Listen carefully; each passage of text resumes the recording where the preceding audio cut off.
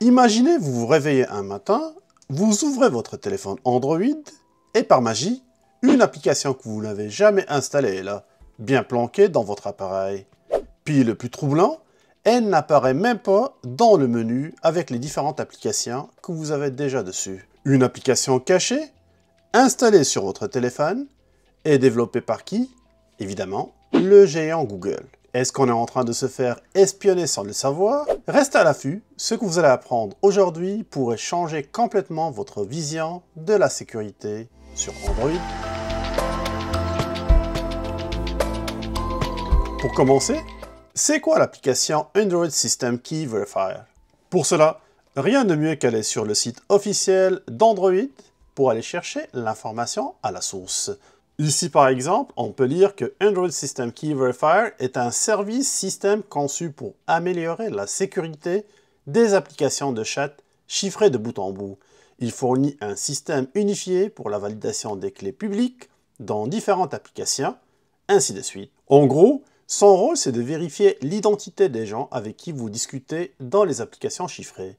Mais si on descend un peu plus bas, ici, dans les autres fonctions, on peut bien lire que les développeurs peuvent stocker des clés publiques de messagerie avec cette application-là. D'ailleurs, encore un peu plus bas, et dans la section « Comment Google utilise vos données », on peut lire « Pour surveiller et améliorer ses performances, cette application collecte les éléments suivants, journaux des plantages, diagnostic des données de performance comme la latence, ainsi de suite, ainsi que les identifiants de l'appareil ou du compte. » Pour simplifier tout ça, cette application garde en mémoire des clés de chiffrement et utilise des codes QR pour s'assurer que vous parlez bien à la bonne personne. Ça semble sécuritaire à première vue, mais attendez de voir la suite. Il y a plusieurs éléments qui rendent cette application controversée et on en parle beaucoup sur le net. La première chose, c'est au niveau de l'installation sans permission. L'application a été installée en douce automatiquement sur des téléphones Android à partir de la version 10 d'Android et plus. Pas de message, pas de pop-up, rien n'a été affiché pour mentionner que cette application-là a été mise sur votre téléphone. D'ailleurs, si on s'en va sur le Play Store de Google, puis on fait une petite recherche sur l'application, en tapant son nom au complet, vous allez constater que l'application ne s'affiche même pas dans les résultats qui sont proposés. On peut voir ça en détail, puis je vous invite à faire le même test pour le voir. Donc l'application n'a pas été communiquée, puis n'a pas été installée. Cependant, si je m'en vais sur la fameuse application pour voir son détail, et là pour la retrouver, allez-y sur les paramètres, choisissez application ou appli. Ici, sur le Pixel, c'est nommé appli. Si on s'en va par contre sur le téléphone Samsung, la même chose, les paramètres, on descend un peu plus bas, puis on va choisir application. La même chose ici, appli.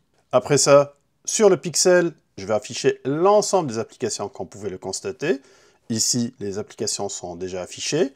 Puis, si jamais vous ne voyez pas l'application dans la liste qui est proposée, vous pouvez aller en haut, puis choisissez « Afficher le système ». Cela va permettre aussi d'afficher les applications système.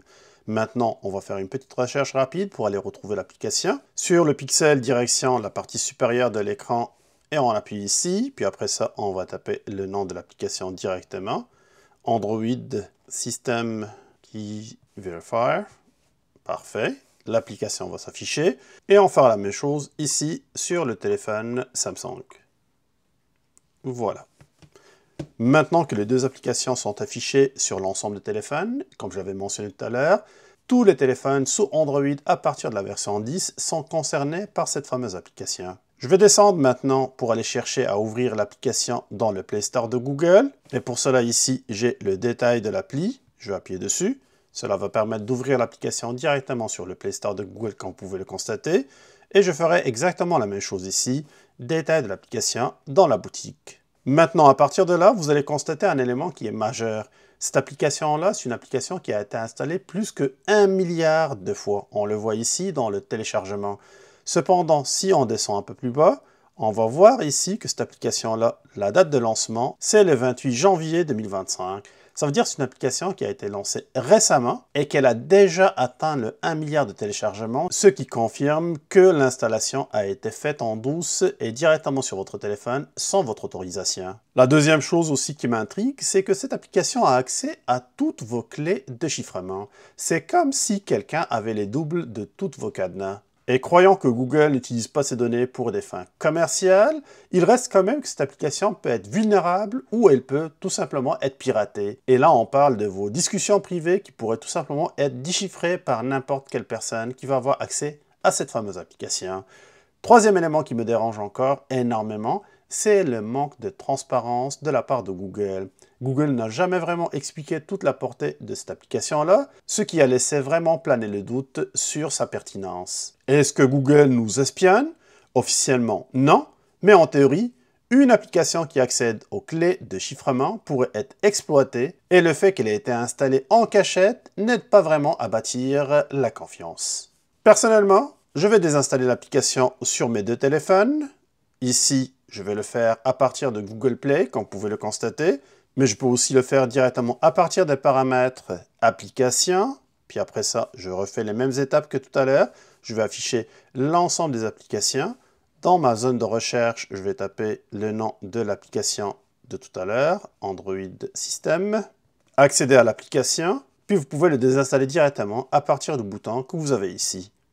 Et ne vous inquiétez pas, je vous laisserai le lien qui vous permettra de retrouver l'application sur le Play Store dans la description de cette vidéo en cas de besoin.